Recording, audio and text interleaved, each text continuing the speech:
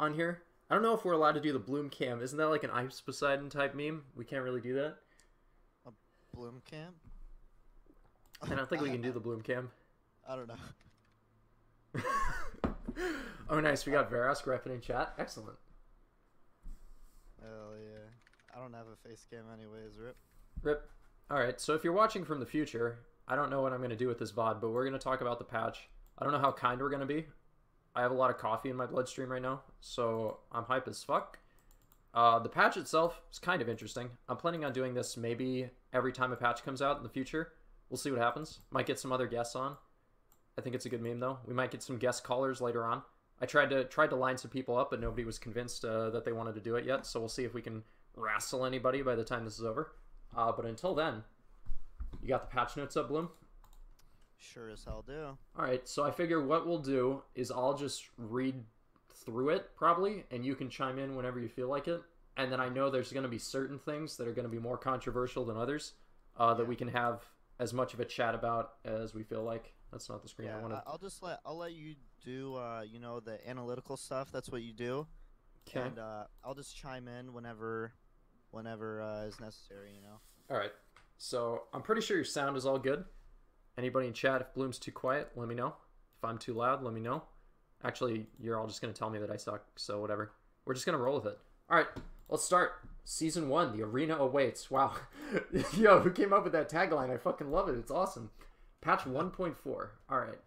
Season 1, general updates. Preseason is finally over and Season 1 has began. Rankings have been reset, and the new rewards are here to earn. All right, none of this is interesting. Each season will run 2 to 3 months, average 10 weeks. All right, that's fine. If they actually stick to that, sounds good. What's up? Let's read the sponsor system. Yeah, so is this just cosmetics? I'm pretty sure this is literally just cosmetics. I don't know. I feel like it's trying to it's trying to introduce like lore. I think this might be SLS's. this might be their attempt at introducing lore. The lore patch? Oh, I'm excited. Okay, so what it looks like to me is they are just going to have like different quests available, and you essentially pick which quests you want to do every season or something like that, and you get cosmetics or whatever. I can't imagine that's too far off. It kind of seems like that's what we're looking at. We decided to expand the current daily quest system. Yeah, so it looks like... Oh, by the way, for anybody watching, I haven't really read over these patch notes. I had a rough idea of what it was, but I tried to save myself from reading them this morning so I could give you my mostly initial reactions. Though, like I said, I had some idea of what was coming in this patch before it released, but I didn't know what the final notes were. So if you want to claim all rewards, you will need to be active throughout the entire season. If you are a more casual player, you will still be able to get your hands on high-quality cosmetic rewards by signing the sponsors you like. So it literally just seems like you pick quests that last, like, the course of a season rather than every other day. That's all I'm really reading here. Right? Yeah. Yeah, basically just... It says that you unlock them. One requires Gold League and the other Diamond League. So maybe, like... so basically everyone's going to have them. Right. That. And maybe, like, in Diamond League, the rewards will be more, I'm assuming. Or, like, I don't know. Like, I honestly don't know. Yeah. It'll help you unlock champions or in-game currency. So I'm guessing it's basically just, like, quests. Yeah, the moment I saw it will help you unlock champions, I was like, okay, so this is for free-to-play players to acquire cosmetics, right? Like, yeah, and that's actually a really good thing because a lot of people, like free-to-play players that don't have all the champions, champions in this game cost a shit ton. Yeah, they do. So that'll be a lot better. Make you get champions faster. Yeah, I don't mind it. So the sponsor will mean your quest log past the season date. So yeah, this seems like some interesting blend of like achievements and cosmetics, which I guess is interesting. I would be more interested if they had like Grand Champion sponsors in the future where they had like GC exclusive skins. I think that would be a way of like, I've always said I thought the success from this game on ladder would come from incentivizing people to queue as teams on ladder. And I think that's a potential way they could do it in the future, is to have like a sponsor that you could pick for a team and try and unlock like team-based rewards by playing ladder. That would be pretty cool, I think. Yeah. Other than that, though, if they only go up to Diamond or so, I'm not that interested in this yet, but I think it's a good idea. If they keep expanding on this, it could be good. It probably won't be beneficial to, like, the veterans of Battlerite and all that, but I guess to the more casual or newer players Yeah. that don't have like the early access version of the game, it might benefit them a lot more. Yeah. All right. So I think what everybody who plays competitively or a little bit at the higher level is more interested in is the leaderboards and pregame lobby shit. So Oh, leaderboards have been added to the game and navigated to via the More tab or a link to the league in the Play tab. These will show the top 200 players in 5 regions. Really 2 regions, but we won't talk about that. For solo queue, 2v2, and 3v3. Regions are determined by what servers the player or team has played on the most. So that metric is going to be interesting. Playing most of your matches, I don't know how they quantify most. Is it 51%? I guess we'll have to see. This seems like in every system like that, there will be a way to exploit it. But I mean, in general, I'm down with this change. I think putting leaderboards in the client is a great way to like incentivize people to play ranked as well, because effectively we already had leaderboards via Battlerite stats, but at least now they'll be in the client for just to make it easier for people to see. Mm-hmm. So nothing too bad with that. Any opinions on that, Blum?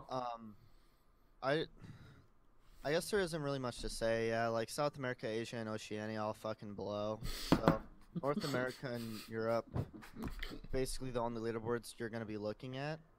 So a verse is probably gonna create around 15 Smurfs and get to number 1 on both of them.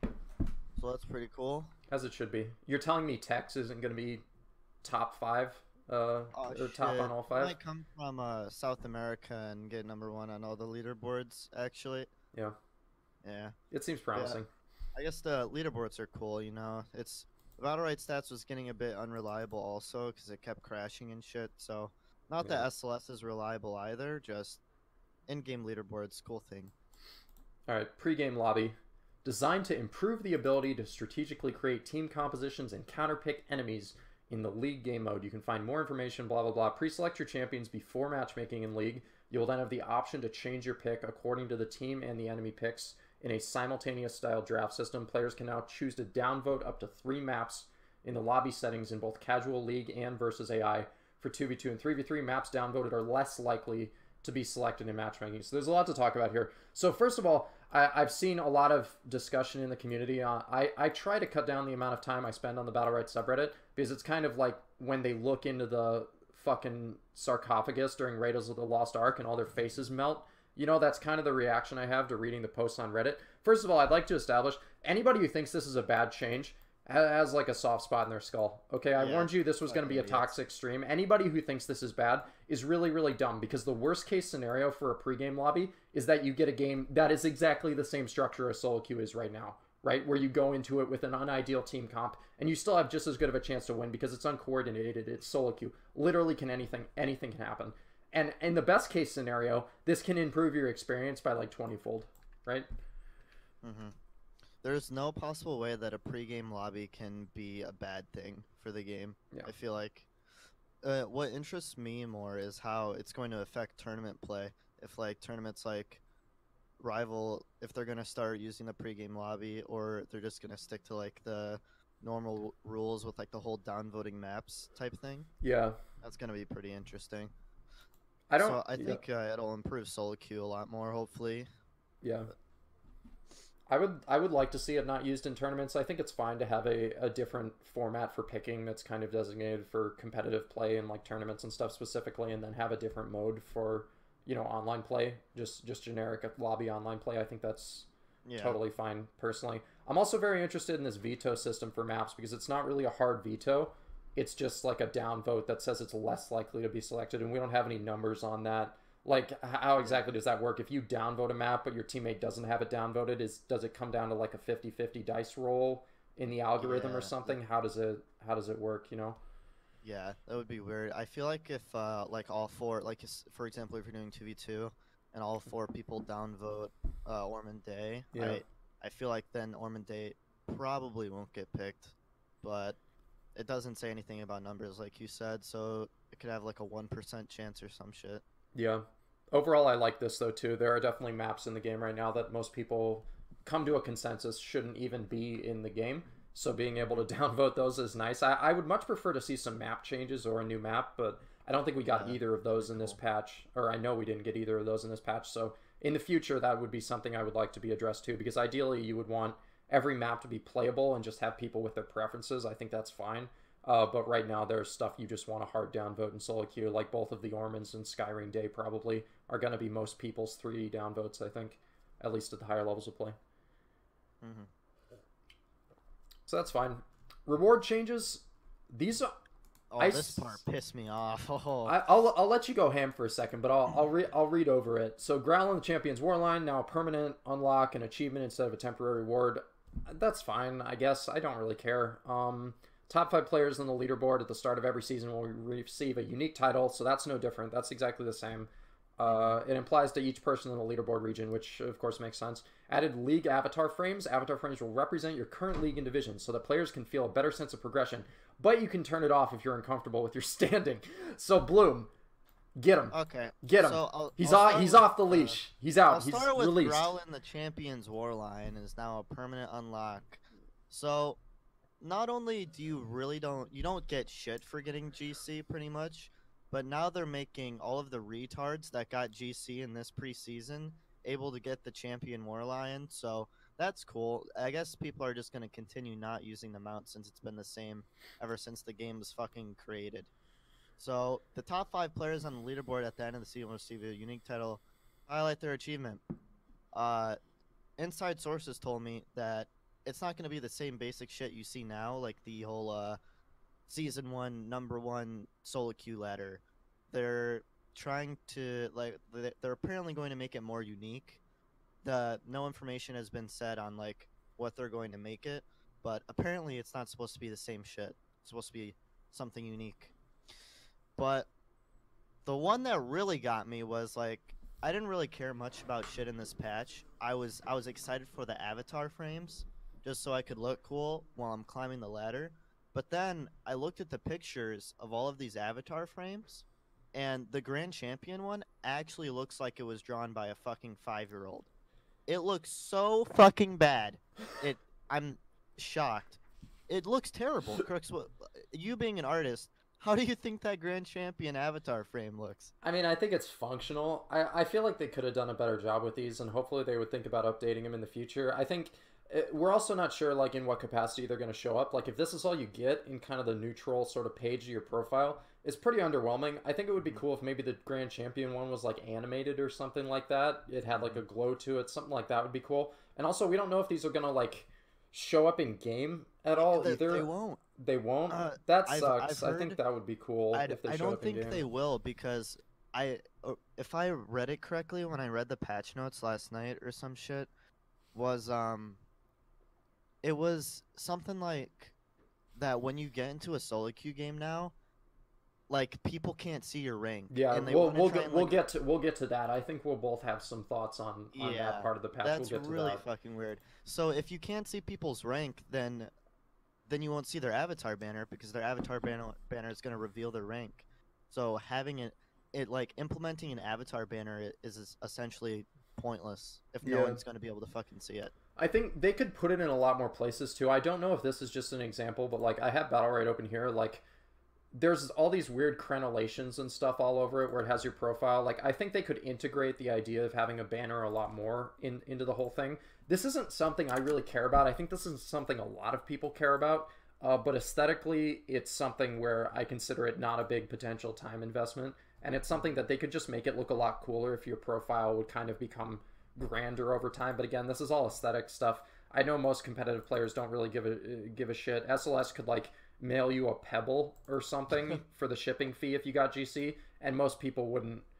I mean, that's the same value as, like, everything else you get right now. Like, most competitive players just don't care about actual physical rewards. They would rather just get better and have the prestige of ranking up. These kind of rewards are weird once you hit the upper echelons, because I think the only people who care about rewards like this are people who are generally lower rank or more casual players, which is fine. You want rewards for the casual player base, but I'm just saying right now, I think if you poll most legitimately high level and competitive tier players, they don't really give a shit about any of this. So you're kind of preaching to the choir on a lot of this stuff. Like, I've just been I'm definitely the outlier, because, like, even when I played League of Legends, when I got, like, a diamond border or something, I would really like to have a diamond border. Like, I thought it was fucking sweet.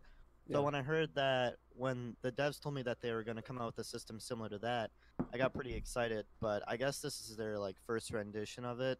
so I guess it's bound not to be that great looking. So it's whatever. They don't look terrible, but I felt like they worked on this for probably like 10 minutes and then stopped, which I Yeah. guess that's fine because they shouldn't be really focusing on this that much anyways. Yeah. I think it's like you said. The bigger thing I would push is that this should be open to iteration in the future. So I would be more interested in seeing where they go with this rather than where it is currently. Yeah. All right, new Unity version. I don't have any experience with any of the technical specs of this game. All I know is that if Stunlock devs are watching this VOD in the future, your game runs like absolute garbage. Like, I'm telling you this right now as a person who really likes your game. It runs like crap. It's really, really fucking bad, and I don't know if this is related to it. I see you're addressing some crash stuff, which is good, because I've experienced that recently. But, I mean, that would be something I would be more interested in. I would give all of this up for a serious, like, game engine change where the game runs better, because holy shit, like getting 144 FPS in this game is terrible. And you can't even have a discussion about this with the majority of the community, because again, if you take this kind of thing to Reddit, all the people there will instantly tell you that 60 FPS is fine to play this game. And it's just it's really dumb. So again, I'm glad you're addressing things with like the game engine and stuff. Again, I wouldn't claim to know anything about this, but holy crap, your game is like, it runs really, really poorly. Please do something to address that if possible. Thank you. Appreciate you. Any thoughts on that, Bloom? I mean, it's basically just been like the same exact stuff for so long now with like the bad FPS, the crazy memory leaks and all of that. Memory leaks have actually stopped recently, somewhat, but it's just like I have a GTX 1080 and I only get like 90, 100 FPS average on the game. Yeah. Which like that's definitely playable. That's not bad at all, but I shouldn't be getting 90 or 100 FPS on this game when I can get like 200 on League of Legends or something like that. Yeah. All right.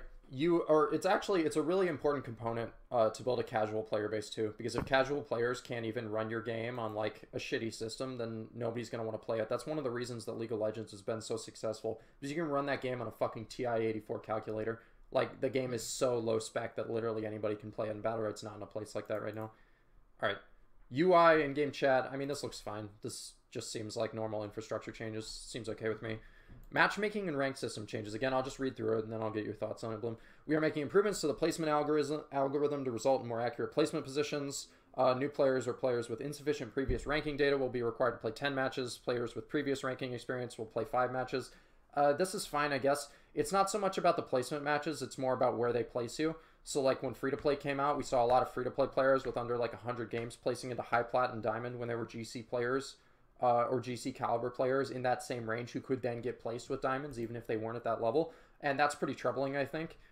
It kind of leads to a bad experience for new players and a bad experience for good players as well. So I would like to see something like that addressed, and I'm not sure if a lot of these changes will address that, but we'll have to see, because not a lot of specific information is given on a lot of this stuff. Additionally, players will no longer be able to view ranking data for their opponents and teammates before or during the match. This information will still be available once the match is finished. This changes to tackle the toxicity and unwanted match behavior resulting from referring to visible ranking data. Again, we're gonna address this after I'm done with this paragraph. We are also introducing a match quality factor that will affect the rating changes for all players within a match. Matches with large difference in skills between the players and or teams will be counted as low quality match and result in smaller rating changes for both winners and losers. Games where the balance in skills fairly equal will have a slightly higher rating change. With the adjustment, we hope to tackle the issue where some players and teams can quickly farm rating on low-skilled players and teams. We also want to reduce the frustration for players who end up with lower-skilled teammates and suffering from larger rating changes. The changes to matchmaking and ranking for Season 1 will make it slightly slower to climb, reducing the huge gap in visual skill. This will also improve matchmaking and reduce queue times. So, Bloom, I'll let you take a swing at this first. There's some good stuff in here, and there's some really fucking dumb stuff in here. Yeah. And I think you know which ones I'm addressing, so I'll just let you, again, go ham, my dude. So, I don't understand why us not being able to see a player's ranking data will stop us from being toxic towards them. Like... And first of all, why are they making changes based on toxicity anyways? That's fucking stupid. Like, just add, you have a disable chat feature, and you have an ignore feature already, and then you can just go on Battlerite stats and look up someone's name and still find their ranking. So hiding someone's ranking data for opponents and teammates before and during the match isn't doing anything at all. And then that's not going to stop if they're playing like shit during the match. That's not going to stop your teammate from flaming him. It literally, you can't stop toxicity. Like that's not going to happen. I don't understand. And then how do you feel about the second part with that sort of rating skill difference, having a difference on the impact of wins and losses? The whole low quality match thing. Yeah. I think that's kind of what we had before. If like way back in the day, I think it was in one of the earlier seasons where like if the match was highly in your favor, you wouldn't get as much points for it. If it wasn't in your favor, you would get like a shit ton. And I think to a certain extent, the whole low quality match thing could be good because like you're just sniping golds and threes queue over and over again, and you're like diamond or champion, and you still get as much points as you would get if you went against another champion team. So I think the whole low quality match thing would actually be pretty good. It would make it harder to rank up, and I think that's something that the game shouldn't be like afraid of doing, is making it harder to rank up, because you can see all the retards that got GC this season, like Casanova, Guttle, all those fucking idiots, and Fireblaze, and so you see all that. And yeah, I don't think the low quality match shit would be bad. I think it'll be okay. Yeah, I think it's a change that a lot of particularly really high level players will welcome. Like I know LOL used to make the daily Reddit post about getting a platinum player on his team and losing a massive amount of points for a loss that he couldn't avoid. I think that's fine. Like, it's frustrating to get a loss like that, but if you can get a little bit of padding for when you have to take the L, I think the only better way of changing this would be to have a bonus pool system like they've had in other games. But that's a lot more complex. I think that would be something they could aim for in the future, but this is probably fine.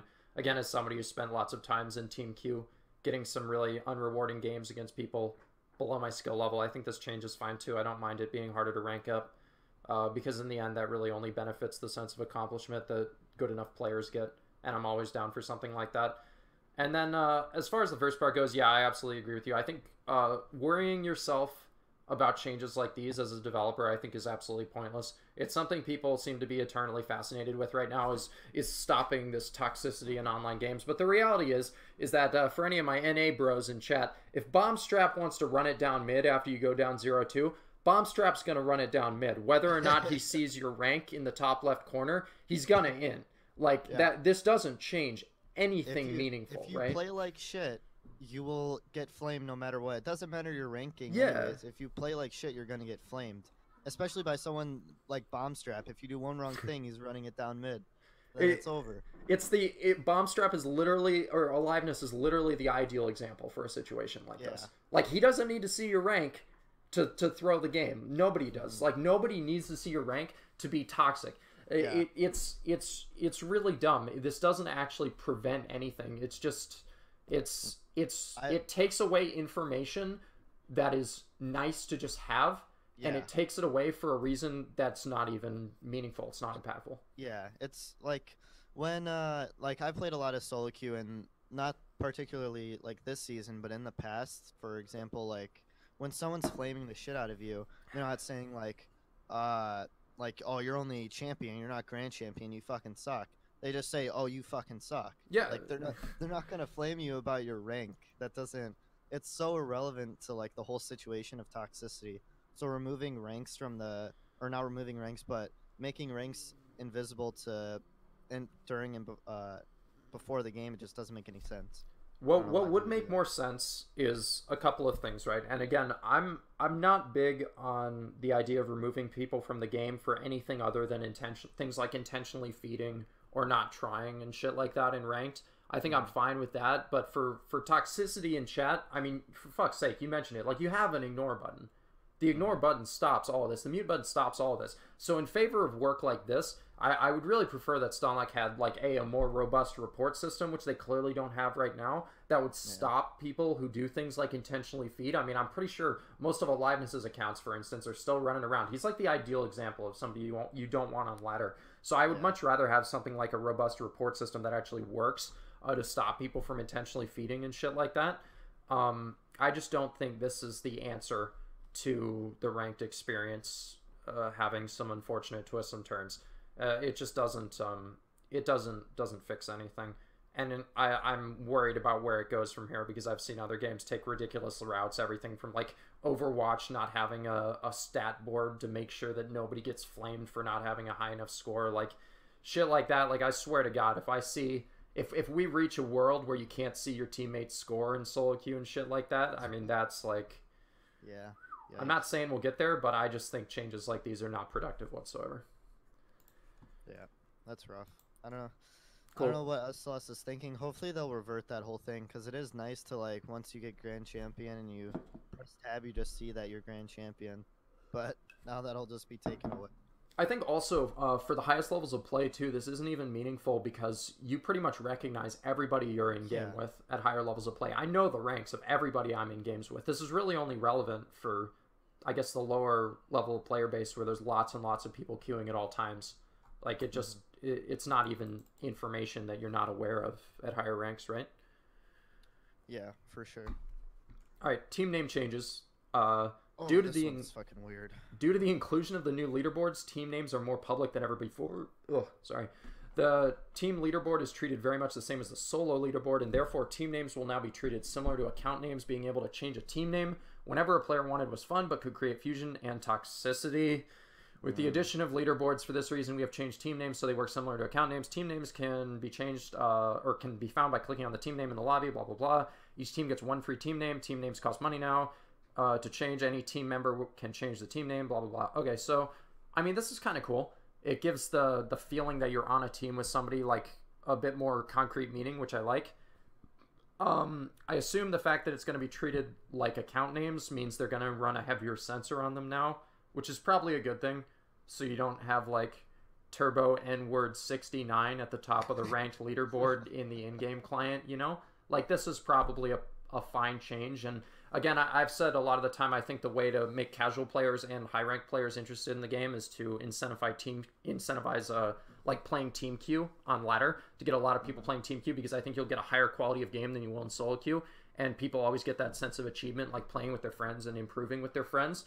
So I like this because it makes your team feel a little bit more like cemented and a little bit less fluid. Your team is placed directly against other teams, especially with the inclusion of a leaderboard in the client. So I like this in general. Preseason rewards, am I high or are these the exact same as they were before? Pretty sure they've been the exact same since like ever. All right. Cool. You get the Champions War Lion as a proud token of your 51% win rate with 1,500 games played in ranked matchmaking. You're gonna see Casanova. You're gonna see Casanova riding in on that fucking war mount, dude. War Lion. Congratulations. Congrats, Casanova. All right, Battlerite Cam Crew. Yeah, nobody cares about that. Yeah, is that like VR shit? Not even gonna read it. Destiny price reduced. Cool. New players can complain on Reddit about how Destiny is bad. Good meme. New champion. Jamila, the Shadowblade Assassin. Remember, we are streaming. Everybody's being polite here. Everybody's being chill. All right, cool. Not reading the lore. Nobody cares about that. All right. Yep. So, I had some inkling about the content of this hero's kit before this patch came out. So, we're going to read through all the abilities. Yep. And maybe we'll read through the abilities, and then we'll make some comments, and then we'll read through the Battlerites, and then we'll make some comments. Sounds good. And it seems like in a situation like this, I feel like you can't really know too much until you actually test something. Something can look really broken on paper, and I may say it looks really broken on paper. In practice, it might not be that good. We can't know until we try it. But we're going to run through it and see what we can find. So, Assassin's Cut, M1, 3 quick stabs that deal 6 damage each, followed by a heavy strike that deals 16. Shuriken, M2, throw a bouncing shuriken, dealing 18, 12, 6 damage and inflicting snare. Elusive Strike, space, hold charge to dash for up to 0.8 seconds to increase damage and range. Deals 8 to 18 damage, and dashing into a wall triggers a wall jump that inflicts incapacitate. Shadow Dance, Q, counter the next melee or projectile attack. When a new counter attack, gain immaterial for 0.5 seconds. Turn invisible and increase your movement speed by 35% for 0.25 seconds. Your next M1, while invisible, becomes Shadow Slice, dealing 14 damage and inflicting Phantom Cut. Hookshot, E. Launch a hook that deals 6 damage, pulls you and your enemy together. You strike after colliding, dealing 8 damage. Hookshot can be used to pull yourself to a wall. Deadly Blow, R. Strike forward with both weapons, deals 22 damage, inflicts stun, and heals yourself for 22 health on hit. Stalking Phantom. Summon a phantom that dashes forward, dealing 18 damage and stopping behind the first enemy hit. Upon arrival, it chases and strikes enemies in bursts for 18 damage up to 3 times.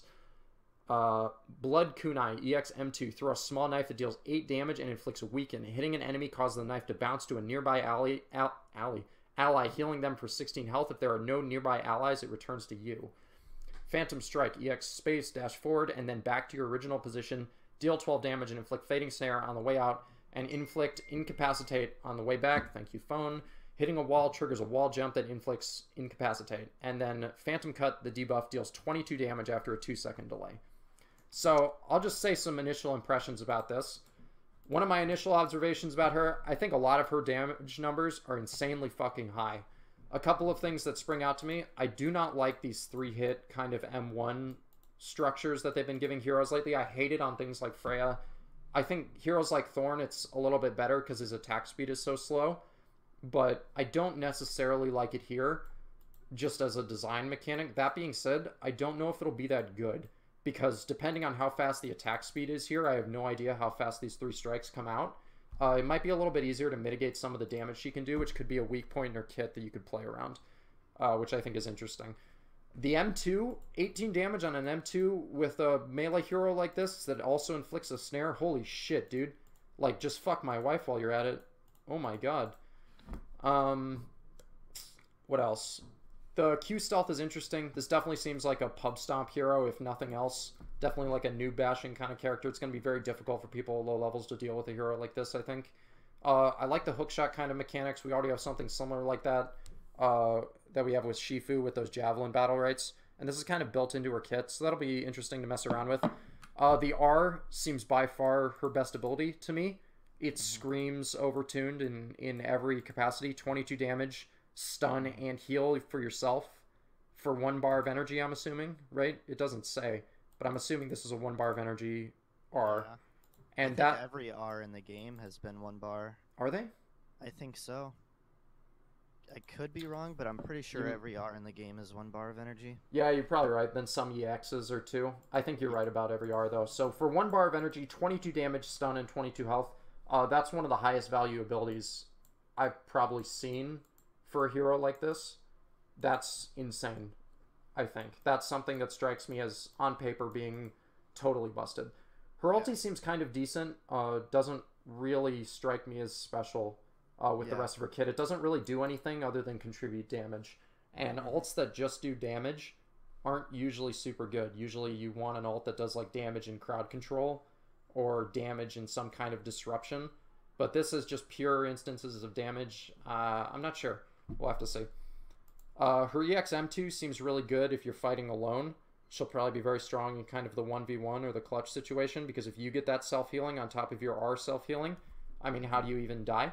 You know, that's insane burst heal. If it heals an ally, that could be okay too. I could see this working with a support that could benefit from that. And then her EX space, I don't know. It's hard to judge her space, personally. And then that debuff that deals 22 damage after a 2-second delay, that seems really crazy too, because it kind of forces an out to evade a pretty sizable amount of burst. I'll let you go now, Bloom. What are your thoughts on this? Okay. After I read off all the abilities, I'm gonna take a quick bathroom break. All right, no problem. So starting with their M1, I think I don't know exactly how fast they go. I didn't watch the video. Or I watched it, but I only watched it for like 10 seconds. And I think the 3 stabs are pretty quick, and then obviously the last one's a little bit slower, but I think they're kind of similar to like Crooks stabs when he has his stacks. Yeah. And the bouncing shuriken I really like, because the snare that it puts on people, it's not a fading snare, it's just a straight up snare. And I don't know how it works, but if every person gets snared, like if it bounces and it snares everyone, then that would be insane. Because like I think it's like a 30% snare too. It'd be like Wolf Root all over again on Paloma. Yeah, it would that be used something to be. like that. And then her space is obviously really insane, and she has Battlerites that we'll get to in a second that makes her space, her M2, and her Q all absolutely insane. But her space, the fact that it can incap, and she has I think Jamila might be one of the very few champions that has an incap without using a bar of energy. Yeah, I think you might be right Can you about think that. of it? Well, like there's Freya, but that can like incap into a wall. Yeah. But yeah, like she just has a straight up ability that inflicts incapacitate. And Jurgen said that you can't counter it either, so that's insane. Yeah, that strikes me as being really fucking good. Yeah.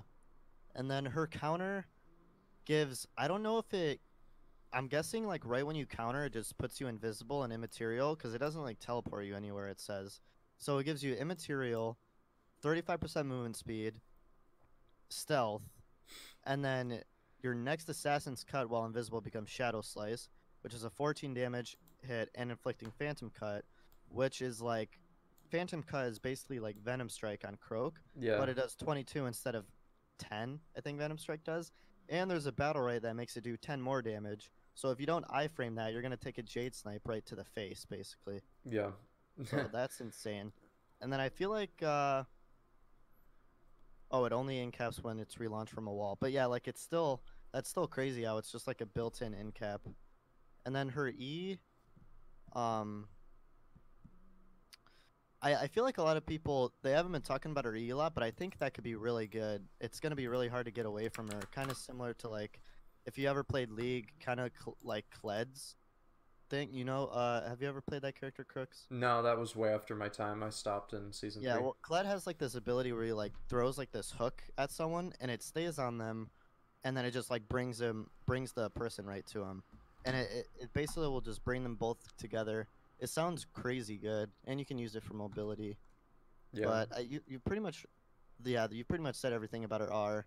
Her R is really self-explanatory. I don't see any way that this isn't busted and gonna need a nerf. It just I guess seems it too all good. I guess it all just depends on the cast time of it and the hitbox, I think. In the hitbox, yeah. If it's easily counterable, which I doubt it will be, because if you're gonna make it easily counterable, then like I don't know, it's gonna be really weird. It's gonna I don't know what the cast time is for R. If it's like 0.35, then that's gonna be pretty insane. 0.35 cast time for an R, that's still like really good. If it's in the counterable or reactable window, like other heroes' R's are, then you might be okay. But I mean, it's so punishing to get hit by this puppy. Holy fuck! Like Lucy's Panic Flask is 0.7, and you can react to that. But a 0.35, if it's that, and yeah, I don't know. I don't know how fast it would go. So I guess we'll just have to see. What's Shifu in cap? Is that I don't know. I think it's like something. 0.4. 0.4? Because I think historically that was kind of the metric as far as like what you could react to, but was difficult. You know, most high level players can react to Shifu in cap. Yeah. With this, I don't know. Moment, though, it's a bit hard to react to it. Let's see. What do you think of the ult? Yeah, it's 0.4. Oh, 0.4. Yeah. I think her ult it's weird. I feel like you're gonna be using Blood Kunai a lot. Yeah. It inflicts weaken, and it's a ranged weaken that if it doesn't bounce to an ally, it heals you for 16 health. So your sustain in like a 1v1 brawl would be insane. And Red Kid, I looked at the link and that looks way better than what they have, dude. It looks like you just like took the diamond and challenger border from League, but it still makes it look 50 times better. Also, this weaken thing, I mean, this just allows you to win any trade against a melee hero instantly, right? Yeah, exactly. Like you just win a trade. Yeah, if you're in like a 1v1 brawl, you just straight up win the trade against them. And then the EX space is really interesting. Like you would dash forward and then come right back through them, it sounds like. And then if you come back and you hit them on your way back, it'll incap. It could be good, yeah. Yeah. And then if it says hitting a wall triggers a wall jump that inflicts incapacitate. So possibly, I don't know how it works, but if you could get 2 incaps off, it's what it sounds like. That would be pretty insane. Yep. And then Phantom Cut, of course, is absolutely nutty. Insane. Yeah, nutty. Yeah. It's like you're forced to iframe that, or you take so much damage. Yeah. All right, so Battlerites, again, we'll just... actually, let's just go through these one by one, because I don't want to have to go back and summarize everything, so we'll just go one by one and give our thoughts. Deadly Star offense, Shuriken deals 2 bonus damage on each hit, so I'm assuming that's the M2. Does that apply to Blood Kunai? It probably won't make a difference if it does. I don't know if this is very good. I don't think it's going... I think what's the better M2 right to take is the Snare one. Mm-hmm. Snare duration of Shuriken. I'll be right back, though. I'll be like... Okay. I'll be quick. Okay, no problem. Hey, chat, what's up? I feel like everybody in chat has their own opinions on this. But if anybody has any questions for us... oh, God, I'm burping a bunch. Feel free to ask in chat. How's everybody doing? I see you. Thanks for showing up. Appreciate the viewership. We're having a fun time. Always feels good to get a substantial patch in this game. Makes me happy. What's up, Retha? I'm very nervous.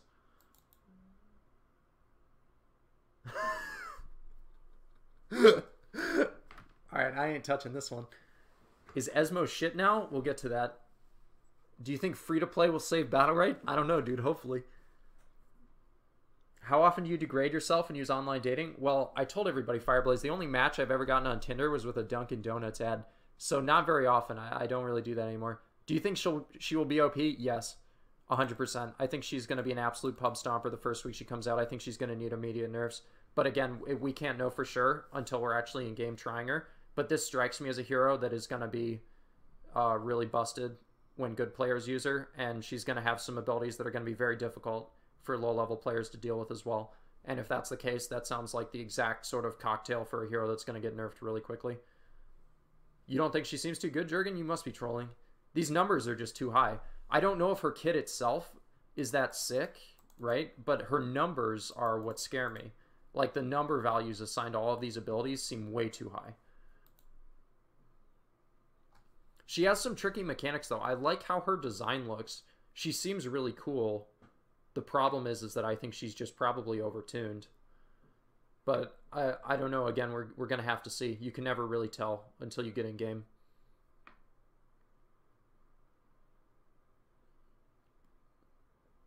Stealth is always a mechanic as well that is usually... It will find use in some way.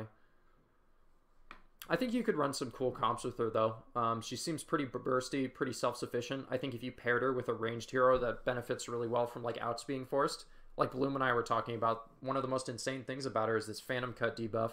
It's going to make it so you pretty much need to iframe that debuff, or else you're going to eat a Jade Snipe, like Bloom said, effectively. And if you paired her with a range that really takes advantage of people using their outs, like with an Esmo or something like that, and you have to use an iframe on her M1 debuff, and then the Esmo just eats your ass, like, oof. I don't know. I could see that being really, really good. I think she's going to be good to nerf outs. Esmo nerf, thank God. Yeah, we'll get to that. I have some strong opinions about that people aren't going to like to hear. But yeah, no, I think this hero is going to be busted. And just looking over some of these Battlerites, I think these Battlerites are really high value. It reminds me of Destiny. The thing about Destiny is all of her Battlerites that you took were really, really strong. The rest of her Battlerites weren't that interesting and weren't that good, but the ones that were good for her, like basically the 5 or 6 core Battlerites that were almost... you couldn't really make any adjustment of that when Destiny first came out. A lot of those Battlerites were really fucking good. Do you think Battlerite will be better cast after this patch? I mean, they haven't really made any changes to it, unless I missed spectator mode changes, but I definitely didn't. I don't think it'll be any different. I think Jamila might be a cool character to cast just because she's going to be so bursty and so combo heavy. Well, I don't know if she's even that combo heavy. She's just bursty. So I don't know, if you see a high level Jamila just murk somebody, maybe that'll be exciting. The only thing that would make this game more interesting to cast is if more high level players came back, so you'd get better games. Yeah, exactly. Vig's right. And that's some of the stuff I'm going to talk about when we get to the Esmo nerfs, is Reddit is really fucking retarded. And again, I'm planning on putting this thing on Reddit. So enjoy, listening to this, bros. But there's a reason nobody's taking that right in high level 3s. And there's a reason it's not that good in solo queue, and I don't think it required a nerf at all. But again, we'll get to that. I think people are just really reactionary, and the average player in this game is horrible. And they don't know how to respond to an ability like that fundamentally adjusts the playstyle of the hero. Basically gave Esmo a counter. And I think all the people who didn't play around it like a counter and who ate 48 damage because they fucked up of their own doing, I think those are the people who got that ability nerfed, but I don't think it's OP. I think it'll actually still be good after this change, but again, we'll talk. I feel like I've talked about it a lot, but we'll talk about it when we get there. I think it'll still be good. I don't think it was OP to start with at all. And I think anybody who thinks that doesn't play high level or plays around the Battlerite completely incorrectly, and they should just blame themselves for that. But again, we'll get there once Bayum gets back from the bathroom break. He's been gone a long time. I hope he's okay. I know they just took the training seat off the toilet, so I hope he didn't fall through. Gotta pay attention, you know? Mr. Fireblaze in Twitch chat. Reddit can sucka me lay dick. He has such a way with words. We call this guy the Big Smart in our Discord. He comes in, he drops knowledge bombs on command. No, but yeah, if I had to make a prediction, I think this character will be busted. And I think that's a relatively safe prediction, seeing as most new heroes that SLS releases are busted. With the exception of Alicia, pretty much, right? And the last one who was horrible on release was like Rygon. Everything else has been really good, so I think she'll be very strong. Again, the thing that strikes me is the numbers here. The numbers seem way too high. Everything else seems just interesting. For the record, no one has asked for them. I'm just insufferable. Well, can't argue that one. Rygon was horrible on release, Jurgen. Are you shitting me? Wasn't Rygon like barely playable on release? He took like one buff for him to be decent. But when he first came out, he was like useless. Wasn't the first patch that altered him the patch that made him playable? Yeah, exactly. They buffed the shit out of him right after. I think Rukon was the same too. Rukon was not good on release, and then they buffed him with one buff, and then he was dope.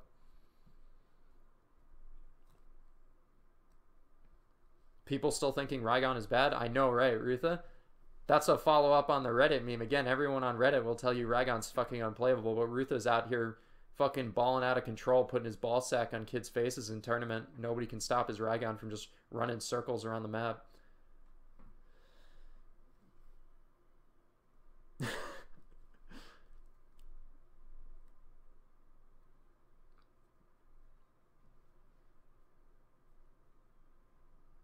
Yeah, I think Rygon is generally pretty okay. I stopped when you left. I was just answering some questions from our beloved viewership. Oh, okay. So we can pick up on Taste of Blood. How about that? Sounds good. So Shuriken returns to you afterwards, healing you for 8, 10, 12 health based on enemies hit. I like the design of this a lot, where if you hit more enemies, you get more health. But the health increase isn't that noticeable, and I don't know how often you're going to get 3 rebounds on it. And she has enough self-healing already, and like you mentioned, a lot of these other Battlerites look really high value, so I don't know if this is going to be super dope, but we'll see. Deep Wounds increases snare duration of Shuriken by 1.5 seconds. So just to refresh, that's a Battlerite that adds 1.5 seconds of duration to something. And the snare is already 1.5 seconds long, so it totals out to be a 3-second flat snare that doesn't fade or anything. This is what I'm talking about when I say her numbers are busted. This is insane. This is nutty. On paper, this champion looks maybe one of the most like broken champions released. Cripple. Elusive Strike inflicts fading snare for 1 second and incapacitate duration increased by 0.5. That's probably pretty good. Incap duration increases are interesting. Could allow for more setups. I don't know. It depends how space heavy her playstyle ends up being. I think that Battlerite's good, but I don't think it's good enough to be in her top 5. Yeah. Same with Push Off. Yeah. It just depends on like how far the space already is, I guess. But the space bar is something that you would have to like charge up. So even to get that 15% extra range, you might have to charge it up like longer, or maybe it's like a flat 15% range increase, which could be good because if you want to use like the lowest charged space you can, it could go 15% farther. So that's Battlerite that you would have to test like in game. Yeah, that's the main reason you take like range increases on things like Esmo M2 as well. Is the max distance is nice, but the minimum distance increase is even better, to be honest. So I could see that being interesting on certain maps as well. Roundhouse Kick, Elusive Strike can be recast to bad, I think. Yeah, I don't like recast Battlerites as is, and that doesn't even sound good. So yeah. Seems unlikely. Countering an attack with Shadow Dance causes you to attack all nearby enemies, dealing 8 damage and inflicting Fading Snare for 1.5 seconds. This is like a Pearl counter meme. Yeah, that's a pretty weird meme. Yeah, I don't know about that. I feel like that could be like a super anti-melee like solo queue battle, right? Maybe, yeah. But I don't know. I feel like that's not what you're looking for on the character, though. I agree. Absolutely agree. This next one is insane. Read it out. Allows you to cast Elusive Strike while in stealth, increasing stealth duration by 0.75 seconds. You are revealed while traveling and re-enter stealth afterward. So basically, you can just space while you're in stealth. And while you're spacing, you are visible, but then once you finish your space, you go back to being invisible again. But it increases the stealth duration by 0.75, so even if you are spacing in stealth, you're not really losing any value out of your stealth, which is just insane.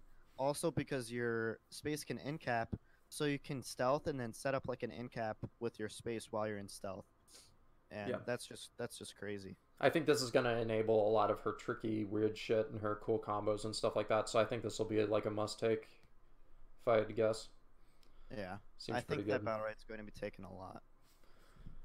Shadow Slice heals you for 10 health. So that's going to be... Wait, which one is Shadow Slice? That's the attack you get after your counter gets hit. Oh, okay. Does she even need more self-healing than what her kid has already? I don't know. Maybe if you've got no support, you could take that in like solo queue. Yeah, it's a kind of a weird battle, right? Phantom Blades. Phantom Cut deals 8 bonus damage. Fuck me, dude. Wow, they actually nerfed the number a little bit. It was 10 bonus damage before. I mean, you're just hypothesizing because you can't know that for sure because you're not in the test server. So that you just exactly. That's just a guess. Just a guess, yeah. And I'm assuming they saw all of this chick's numbers. They're like, damn, let's nerf it to 8. I had actually no possible way of knowing that it was 10. It was just a guess. Just a guess. So probably still pretty good, right? Pretty damn good. It does 30 damage. Yeah. It's basically 6 damage less than a regular Jade Snipe. And that's, I mean, like, you have to iframe it because it's just on you. Yeah. Because you can miss Jade Snipes. You can't fucking miss that. Yeah. That's the big difference, yeah. Yeah. So yeah, that Battlerite, that definitely could be used. The 22 damage is already a lot in itself, but I think that 8 damage would also probably be used quite a bit. Hitting a wall with hookshot allows you to recast to perform a short dash strike, dealing 16 piercing damage. I could see this being good too. 16 damage is a fucking beefy swing, to be honest. This could be a really bursty Battlerite. I could see this being good. Yeah. Even though, like you said, recast Battlerites can be a little bit on average. The 16, and since it pierces, like you said, yeah. And you could like hookshot a wall and then use that short dash to get even closer to your enemy as like another gap closer. That's why I think the hookshot will be so good. And this next Battlerite firing mechanism I really like just because it increases the range by 15 and reduces the cooldown by 1. Yep. And usually E abilities, like what cooldowns do they usually have? Like 8 seconds usually? Yeah, most are 8 or something like that. Yeah. Some are 8 or 10. So we could be talking either a 9-second grapple hook or even a 7-second grapple hook. Yeah. Which either way, that's still really good. A lot of these are reminiscent of like the javelin Battlerites that Shifu has, especially this next one. Yeah. I think the next one's like she's like 3 melee characters combined into one. It's crazy. This next one's probably pretty good too, in the same way that you take Root Javelin on Shifu versus some matchups. I think you'll absolutely take a hookshot Root and bonus damage. 0.8 second Root is really long too. Mm-hmm. I think this character could easily destroy Taya. Yeah. With like just like her kit, if you get hit by 1 M2 and it also bounces, it just sounds like this character is going to be hell for a Taya. So I think in the same way that we were talking about her R ability being busted, this Battlerite is busted, right? Yeah. This one is gross. So the R initially gets 0.25 seconds of stun, but you can increase that by 0.5, so nearly a 1-second stun, and then the cooldown's reduced by 2 seconds. So a 0.75 second stun for 2 seconds that heals 22, does 22. That's just insane. Thank you, Jurgen, by the way. Way to go. You nuked your first bot. Let's get it. Yeah. I mean, I think this is going to be like an auto take because her R is going to enable so much of your burst. It's going to be nutty. Lurking Phantom, utility. Hitting a wall with Stalking Phantom's initial dash triggers a wall jump that inflicts Incapacitate on her F button. This is on her ult. I don't know how that's going to be used because like we said before, her ult's really weird, and we don't. A lot of her EX abilities seem good enough to just outshine her ultimate, so it might be a little bit more situational. And I don't think you would want to waste a Battlerite on an ultimate that's situational, especially since she has so many good fucking Battlerites. And then a really interesting one, Inspiration. Do you think Inspiration is going to be useful in this hero at all? It could be because like if you're spamming EXM2 for that like infinite sustain type shit, that could be really good. So Inspiration, it can't be like bad on a character, you know? Yeah. So it's I guess it all just depends on how her kit works and what her energy gain already is. If it's her good energy enough, gain is already like insane, then I don't think Inspiration would really be needed. You could just replace that with like one of her other really good Battlerites. Yeah. But yeah, that'll be pretty interesting too. Alright, Jamila Chess, Cosmetics, Nobody Cares, Shadowblade Legacy Bundle, wow, neat, Cosmetics, incredible. Yeah. Bloom, how do you feel about the design of this character? You like her? I think she's a little uncreative, sort of generic assassin thing with two swords, but whatever. Yeah, I don't know. I guess we can't ask for that much coming from Sunlock Studios. They are a terrible company. Wow. So it's not. It is whatever.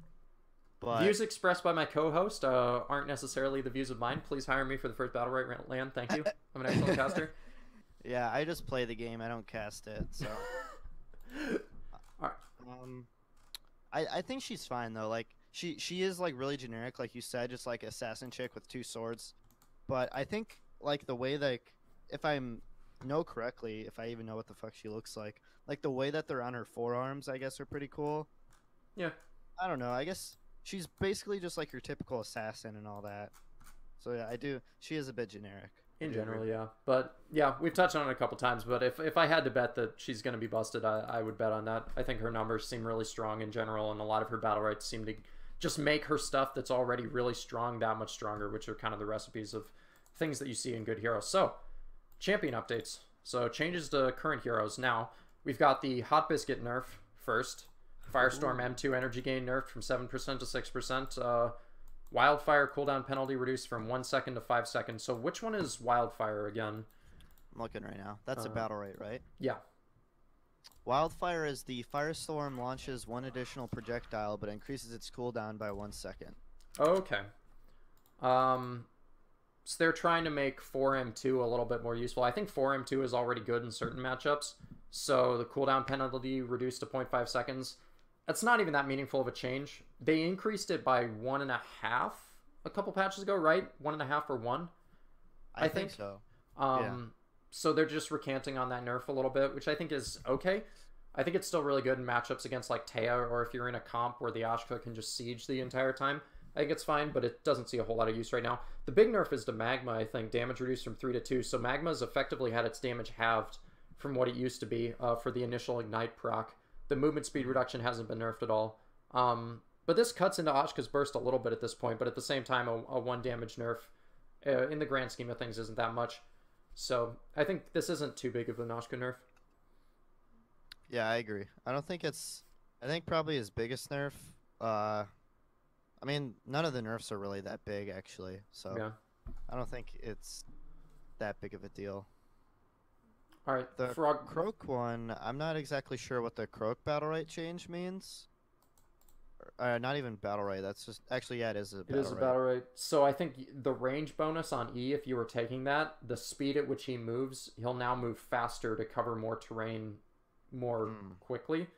And nobody used that Battlerite anyways, so I assume this will just make no difference, right? Probably, yeah. This is meaningless? Yeah. The Plasma Booster right has... Keep going. I like this Destiny one. Oh, what'd you say? Sorry. I'm getting a call. You can keep going, though. Oh, okay, cool. I'll be right back, 2 seconds. This Destiny one is funny, because, again, every once in a while we get changes that kind of tell me that, like, some people at Stunlock maybe aren't as up to date on how a lot of heroes are used. The Plasma Booster Right has been proven too hard to use, as you or your allies are unlikely to use the Plasma Wall for a quick boost. So they're buffing it. The shield value is increased from 8 to 10. I believe Plasma Infusion is her M1 right, if I'm not mistaken. Wait, where are the Battlerites? Wait. I'm fucking up. I'm choking. Plasma Infusion is the M1 Battlerite, where you get the range and the shield if you're shooting through an M1. So both of these M1 rights on Destiny are basically useless. At least in her current playstyle, because you don't really play her like Ashka, where you like put the wall in front of yourself and then pew pew through the wall, right? That's just not how you really play Destiny. So a lot of these seem kind of pointless. And this move speed and the shield, like, this just doesn't... Neither of these seem that good.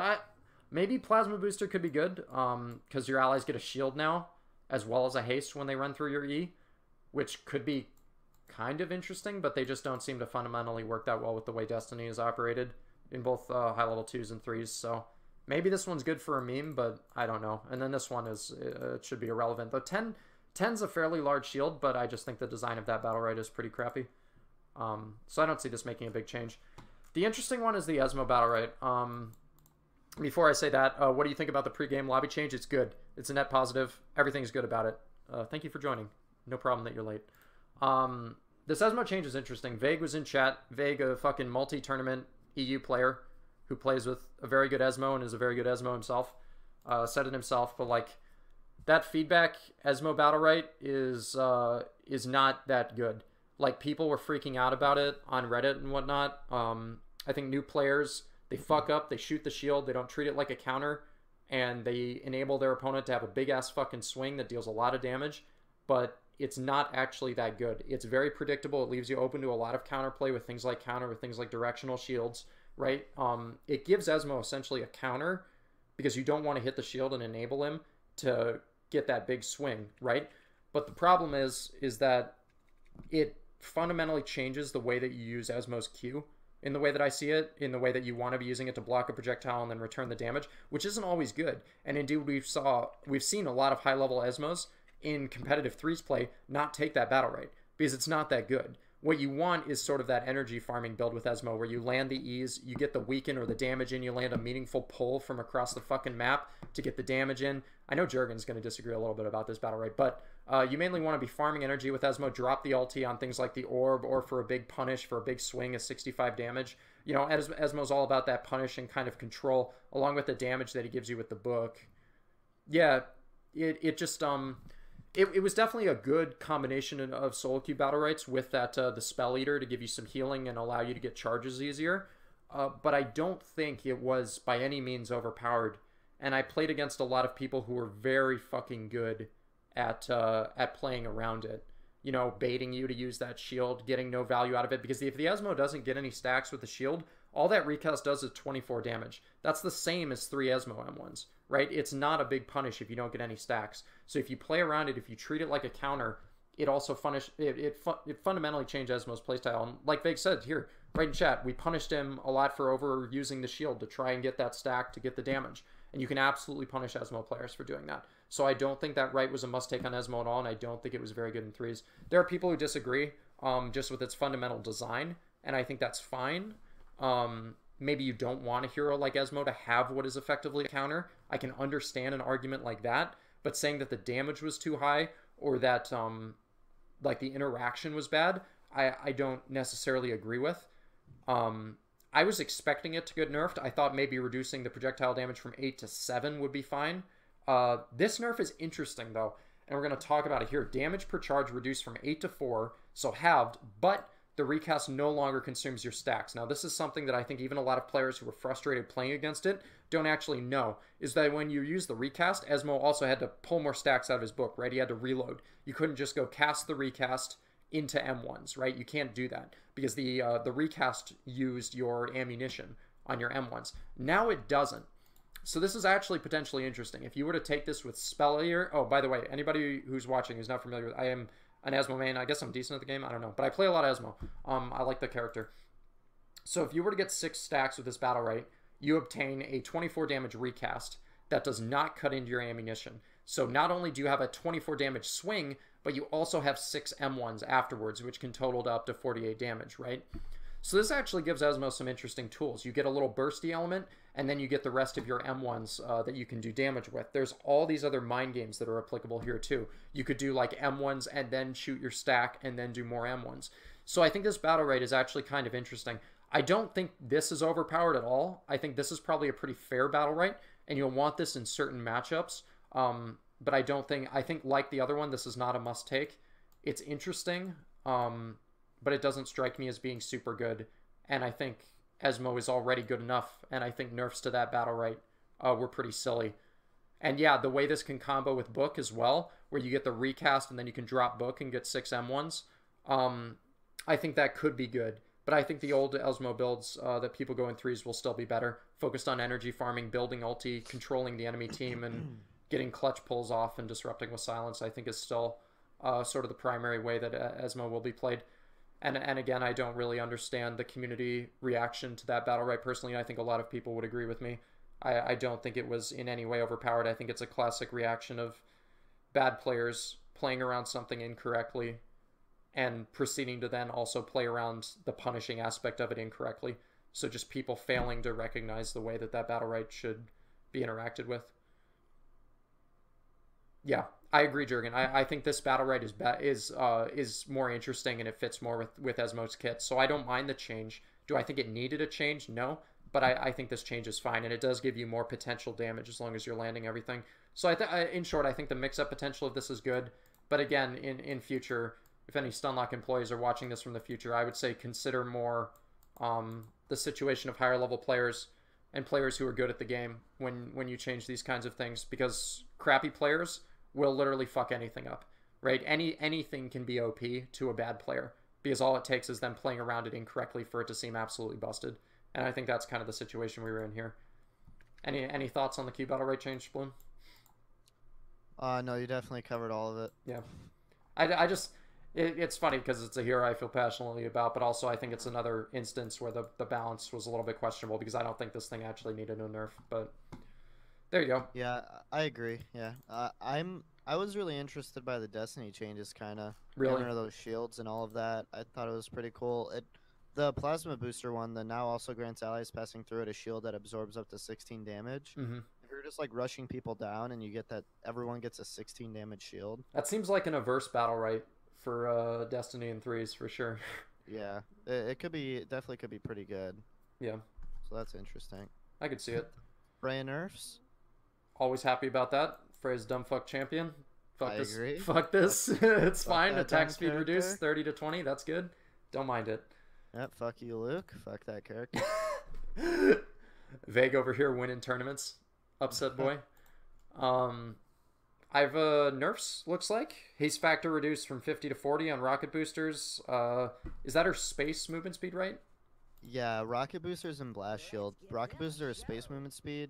Blast shield is the one that knocks you back and makes you super fast. Okay. Basically just making her not so much like Sonic. Right. Reduce movement speed a lot. Now And, also deals 8 damage on spell block interrupts. Igniting Spark. Is that the Taser? Yeah, Taser consumes oil to inflict burning oil. That one's already pretty situational.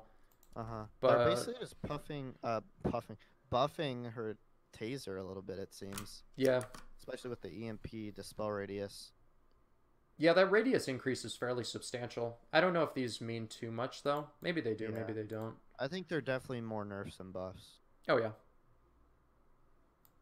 And then the haste factor reductions, I think, are reasonable. She was so fast, so speedy. Yeah, for sure. So, Jade changes. I haven't read over these completely. I'm hoping there's a lot in here. I think that's one of the criminal states of their balance right now, is that a lot of other ranged heroes were getting chain nerfed over the last couple patches, but Jade was kind of flying under the radar. I think Jade is incredibly strong right now, and I hope that these are meaningful.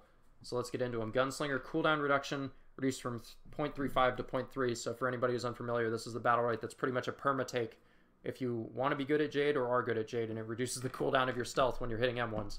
It's really fucking good. So they're reducing every hit by 0.05 seconds. I don't know how meaningful this is going to be. I was kind of hoping it would go down to like 0.25 personally. But are you talking about which Battlerite are you talking Gunslinger. about? Oh, it only went by 0.05. I don't think that'll actually do anything. Yeah. I think it's still it's obviously still a must take with Jade. Yeah, it's just absolutely quarter kit. If you aren't taking Gunslinger, you're probably bad, or Probably you're doing retarded. some weird European build that I've been seeing in tournaments. And I don't know why you would be like going that. that one idol guy. Yeah, I'm not sure why he does that. I would be interested Russians. to hear his thought. It can just be surmised by saying, "Yep, Russians." All right, Russians. Surprise shot. I feel like that's still not good. That's still not good for sure. Yeah, dog shit. Just bad. Concussion bomb. What is this? Bonus stun duration. Oh, that's her space stun. Yeah. Reduced from 0.75 to 0.6. That's not that big of a nerf. It's almost a quarter second in total, from 1 second down to 0.85.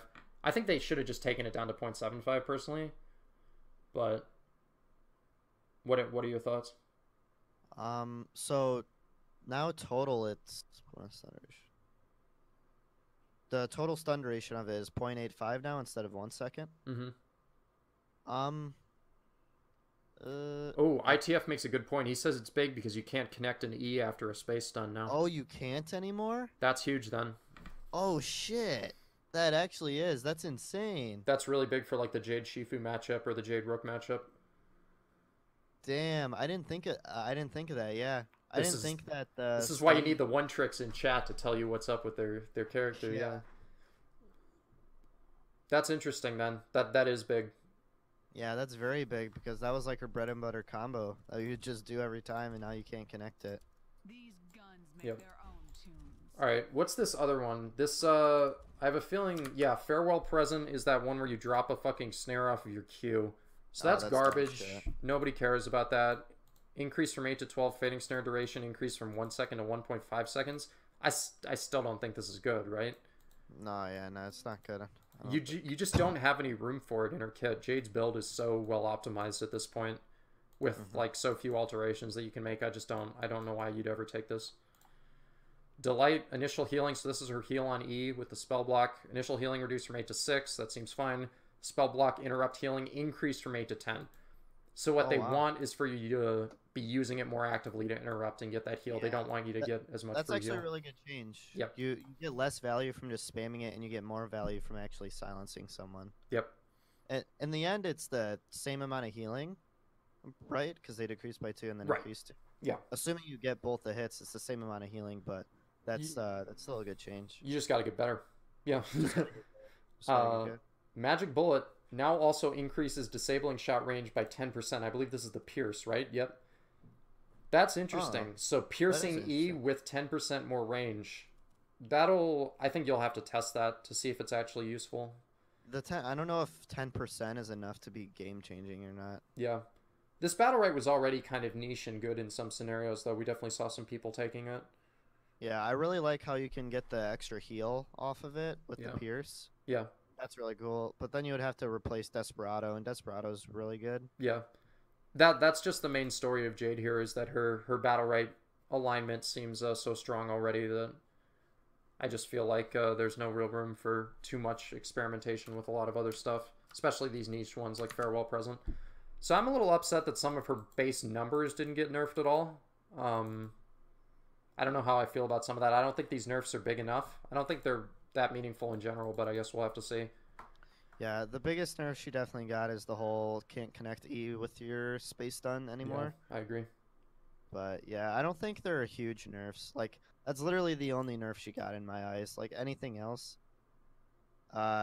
basically it's all the same. Like the Gunslinger cooldown reduction, not that big of a deal. Yeah. So in the end, the only significant nerf she got was the connecting E.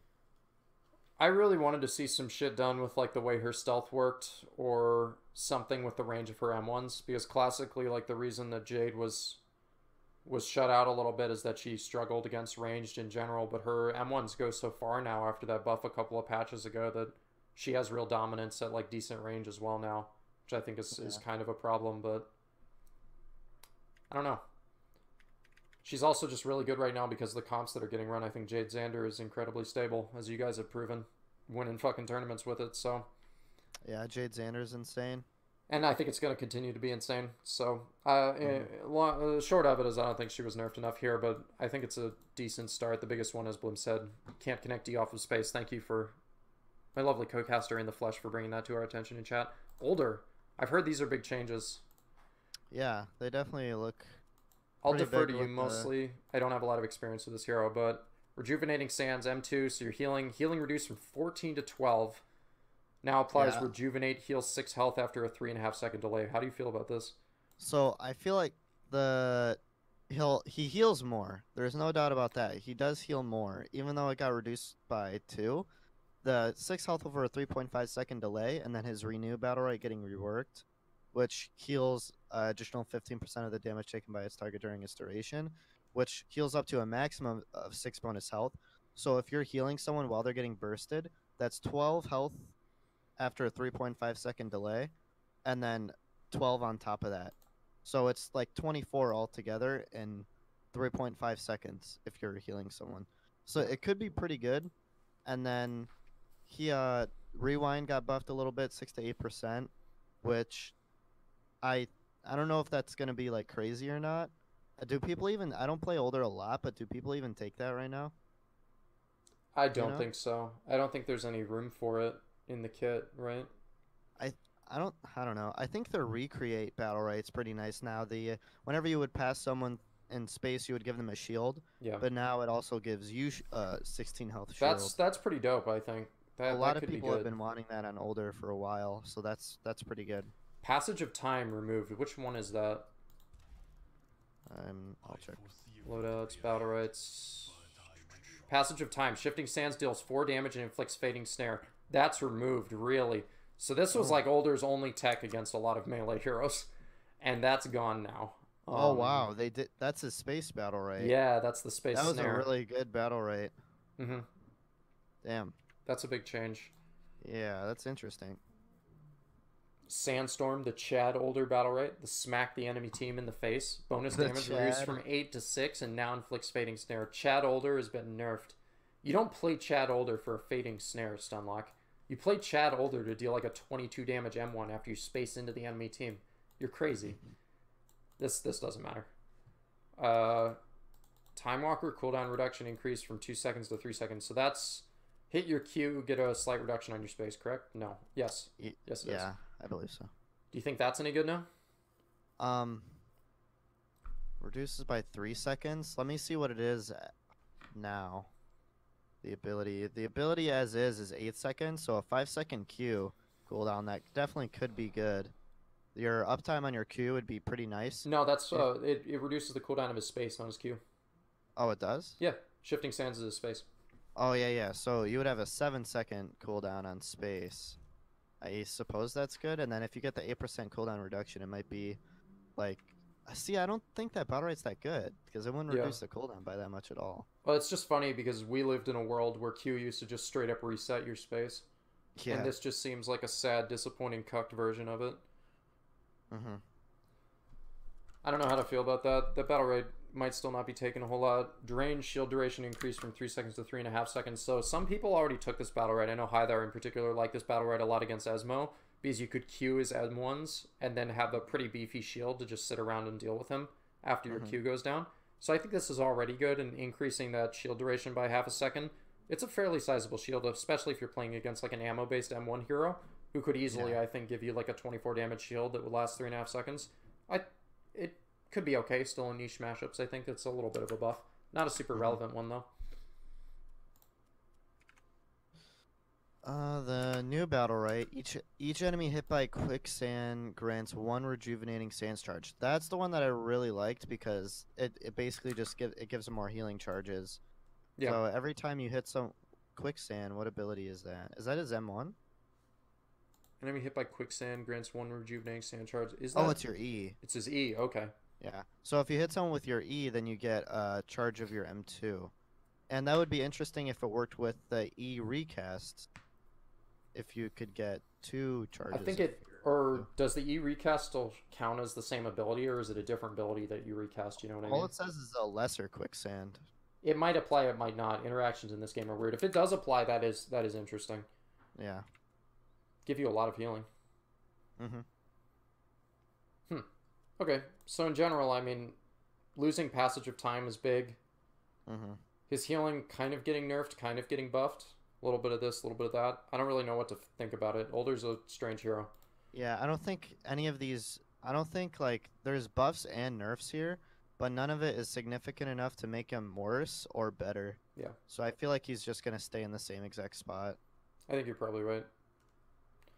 Rook. What the Rook changes? Yeah. The endurance Battlerite finally getting nerfed. Good. That Battlerite is so fucking stupid. The design of like Yeah. missing and having the cooldown reduced because you miss. That's such a like pad the room retard proof ability. I just hated it. I hated the design of it. Unfortunately, it was pretty much core to his kit in threes. I know a lot of Rook mains who don't even like taking it because it felt stupid, but it was too good to pass up. So I like the fact that it's getting gutted. It could still be good, but I don't think so. I think it's probably bad. No. I don't think 1.5 seconds is... You could probably take a better battle right now. Yeah. Hythar was actually talking about how he thinks Raging Bull is going to be very interesting now because he, it reduces the rush cooldown by 60% while in Berserk, so you could get your counter hit, you could charge at someone, bop him a couple times, and then if you need to get out of there, you could charge out or just charge back in like a maniac in like 3 seconds. It'd be pretty insane. And then Crag, which is his boulder snare, just 1 second to 1.5 second. So that's a pretty neat change, I guess, if you're against like a triple range comp, maybe. It could be good, yeah. Could be decent. I think Raging Bull could be good, and Hythar pointed out too the mind games you can do with like casting Rush and Berserk and shit like that, like forcing other cooldowns and stuff. I think that could be cool. Anything that adds like a different kind of mechanic to a hero, I think is generally pretty interesting. I think this is a good Rook player Battlerite, not a shitty Rook player Battlerite, which is good because this was a shitty Rook player Battlerite. Endurance was a shit Rook player Battlerite, which is good. So I'm always up for something that increases the skill cap a little bit. Yeah, and then we have our our usual Rukon buffs every single patch, and he's still shit. So that's that. M2 damage increased from 28 to 30. I mean, this has gone back and forth patch after patch throughout the history of Battlerite, right? It's gone up and down and up and back to down and up, and they can never decide on it. This doesn't matter, probably. Amplify factor, 15% to 20%. I wouldn't claim to know anything about Rukon's Battlerites. He's very strange right now, and there's a lot of niche stuff that you can pick. I know Vague has played a decent amount of them. If Vague wants to pipe in with any comments on these Battlerite choices in chat, if you're still around, Vague, I'd be very interested to hear those. But, I mean, the Amplify on Shadowbolt, that's a weird-ass Battlerite. Maybe it's good. 5% wouldn't make it good if it wasn't good already. So, I don't know. Death Grip now reduces cooldown by 1 second and further reduces cooldown by 1 second when hitting an enemy. So hold on, which one is that? I have a feeling that's the cooldown reduction on his E, correct? Death Grip. Claw of the Wicked hits reduce its cooldown by 2 seconds. So now it's reduced by 3 seconds and another second if you hit it. So this is like how Rukon's E-Battlerite used to be. Back in the old Battlerite system, you used to take that E-Battlerite round 2, I think? Or round 3. Round 2 or round 3. And if you hit somebody, you'd get rewarded for it. I think that's good. Seems fine. That Battlerite will probably be even better now. I think it was probably already decent. So, seems good. And then Night Stalker, which is... Which one is that? Oh, yeah, that's the movement speed on his fully charged blade. That's weird as fuck. Now increases movement speed by 8% and a further increases 8% while the weapon is charged. So Rukon got like a budget agility and then additional agility if his blade is charged. So, I mean, you get that 8% base. You don't only get 16% when it's charged. So the full number is the same. I still think this is dumb, but I've seen people take it when they go the stupid like double Shadowbolt build. So that's pretty good for a meme.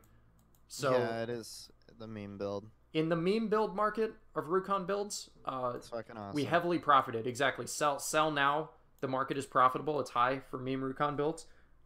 In reality, this doesn't matter. It sucks. Shifu. I think this is another Reddit complaint thing, if I'm not mistaken. another Reddit complaint thing. Spear lunge bonus range increased from 75% to 100%.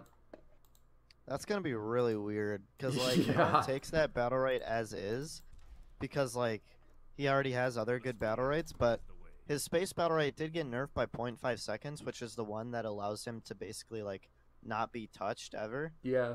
So, but it was only nerfed by 0.5, which is a whole half second. But I feel like that 1 second that you still get that bonus move speed is still so good. Yeah. The movement speed is probably still high value, but I mean, it's always, in my opinion, it's been like this healing on M2 Battlerite for Shifu has always been kind of low value. Like 10 healing on a full stack is decent, but it's not the highest value Battlerite in the world. So I always feel like people have just been looking for an excuse to replace this one. You know what I mean? And you never know. Maybe range is like finally the way you replace that Battlerite. I don't know. I think you're right about Swift Feet though. I think that's probably still really good, but the extra half second was so strong though. I actually think I'm testing the M2 range in the playground right now, and you can actually go decently far with it already. And I think if it gets that extra 25%, it could actually be pretty fucking insane.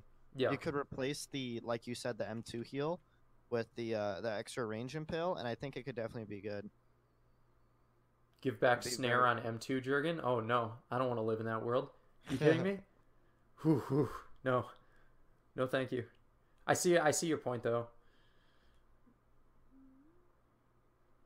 All right, so the serious changes I've heard are interesting. Again, I wouldn't claim to know anything about Sirius. I wish we could like pull Ninjas in to talk about this because he's the only relevant Sirius player in the fucking world. But I guess we can try and assess what this is. Sunlight M2 cooldown reduced from 5 to 4.5, so a little bit more frequent healing on Sirius. Good, I guess. This character doesn't need buffs, by the way. This character's fucking retarded and busted, and I hate it, and I wish he would explode and leave Battlerite forever. I don't understand why he would get buffs. So hopefully, I don't know. If these in the end are a buff, I haven't really read into them in depth yet. But yeah. Yeah. Battlerite's debilitating slash. Okay, I don't know the names of any of Sirius's Battlerites, so right now too. We're gonna have to open this motherfucker up. Debilitating slash increases weaken factor by 10% and duration by 1 second. So, change from survival to support. Thanks, I got you baited. This doesn't matter. Or wait, that does matter, because that means, because you can only take. Or no, it doesn't matter. No, yeah, it doesn't matter. It depends on the abilities. Right. Yeah. I was like, does this mean you can't stack it with another M1 right now? But I was like, no, that's not what it means. Lethal Slash and Saros Cycle. Removed and combined into Saros Slash. Reduces weapon charge time by 15%. And Charged Crescent Strike deals 4 bonus damage. Oh my god, get me out. Wait, so Lethal Slash, which is... Yeah, those two just got combined. They do less, though. It now deals 4 bonus and 15% cooldown reduction on charge. Huh. I feel... Yeah, that's retarded. Get me out. Please. Yeah. Now he's going to have room for another M1 Battlerite, too. Or another Battlerite in general. The biggest thing is not even, like, the fact that it weakens these. It gives you a space for another Battlerite. Because these used to be, like, 2 core Battlerites for you, right? You would never take Saros Cycle. Oh, you wouldn't. You're right. I'm thinking about the wrong one. You take Debilitating Slash and Lethal Slash, right? Yeah. You don't take Saros Cycle. Man, so now you essentially... Yeah. Go ahead. Now you get the recharge, the bonus damage, and the weaken. Yeah. So you sacrifice, like, 2 bonus damage to get an extra 15% charge. Yeah. Fuck me, dude. That's actually insane. I think that's just a straight buff, yeah. It is just a straight buff, yeah.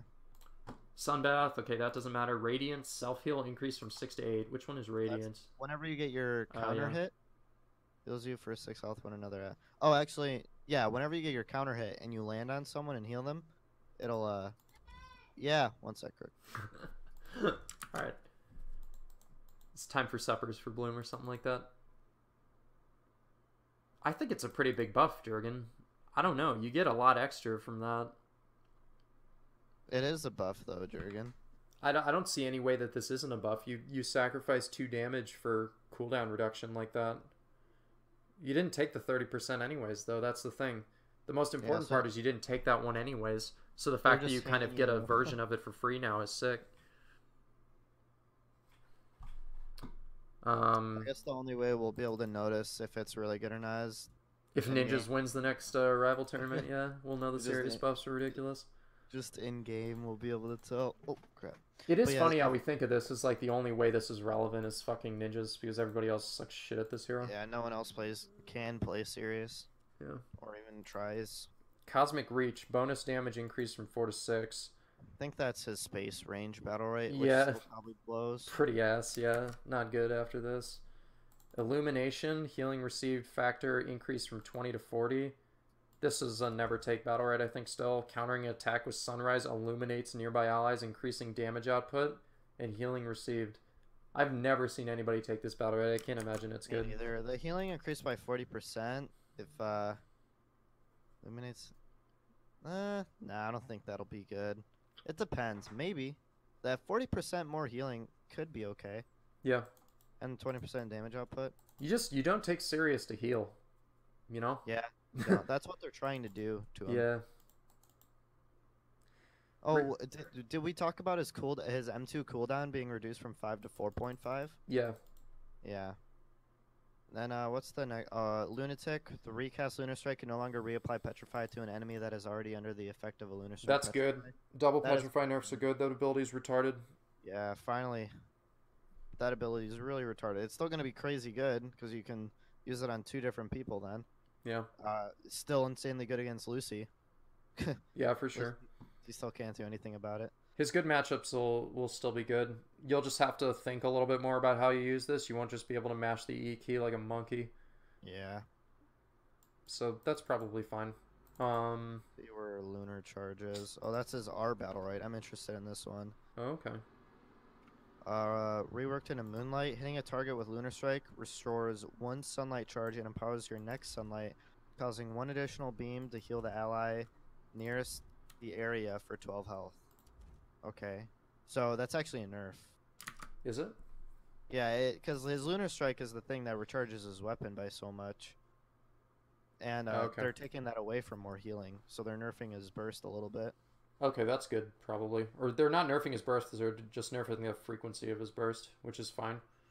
Well, yeah, he doesn't get the recharge either, so that's like... Yeah. Because, like, what he could do is, like, empowered M1, M1 a little bit, R, empowered M1 again.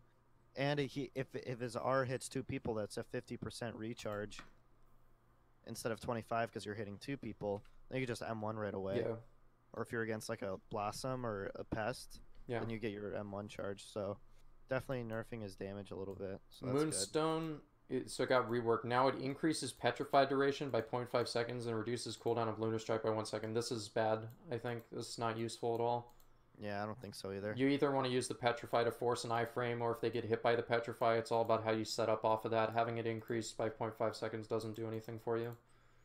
I don't think. And the reduced cooldown is by 1 second is nice if the other component of the Battlerite was good, which it's not. So I think you'd basically just be taking this for a 1 second cooldown, which isn't worth it.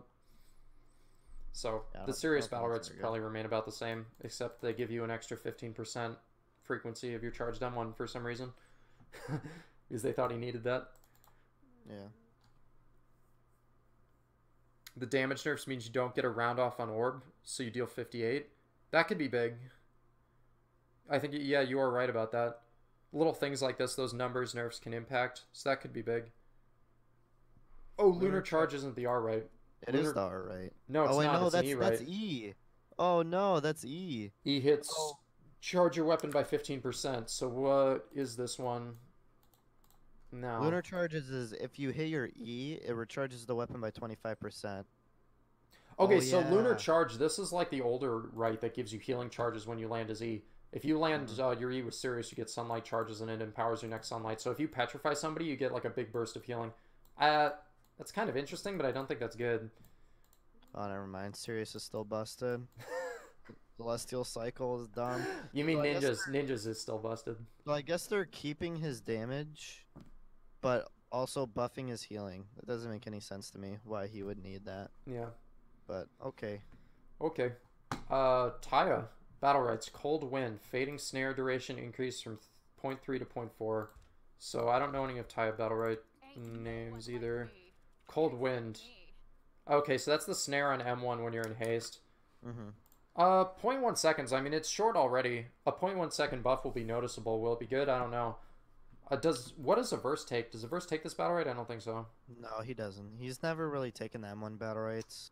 I don't think either of them are that high value. They're not that high value. They're okay. And then Windstream is that Battlerite is the blah blah blah blah. The E Battlerite. Yeah. Increases Windstream duration by 1 second and the haste duration and grants by Oh wow, what? It got nerfed. So the bonus went from 1 to 0.8, so 0.2 second nerf. I wonder why they're nerfing Taya. I'm not sure. It's a bit of a thonking, yeah. Yeah, she's literally never played. Not in solo queue, not in teams. Interesting. Right. Whatever. Thorn nerfs. I don't mind this. Unneeded Thorn nerfs. Yeah, pretty unneeded Thorn nerfs. Thorn's in a really good spot right now. I think he's finally a little bit closer to the level of power I think he should be at. And he's another hero. He's kind of like Destiny, I think, where like his kit is so inherently good, it'll take massive nerfs to his numbers to make him not good. I've seen like shitty Thorn players complaining, but like, holy fuck, you didn't need a brain before to have a lot of success with that hero. And I think you do now. But he seems to fill his role. I think he's definitely still good. There's a reason people are still picking him in tournaments and shit. Yeah. So, more battle rates. I like a lot of these are battle rate changes rather than fundamental kit changes this patch, which I think are interesting. They've never really addressed battle rates in the same way. So, first one is regrowth, damage reduction to stack, reduced from 7% to 6%. Probably won't be that noticeable. People were taking this battle rate, right? This is pretty core to Thorn now. Oh yeah, for sure. Yeah. The damage reduction, and actually the fact that root grip also applies regrowth is pretty huge. That's your third M1. Yeah. It never applied regrowth before. So wow, I didn't know that. So now it's a lot easier to get the 3 full stacks of it.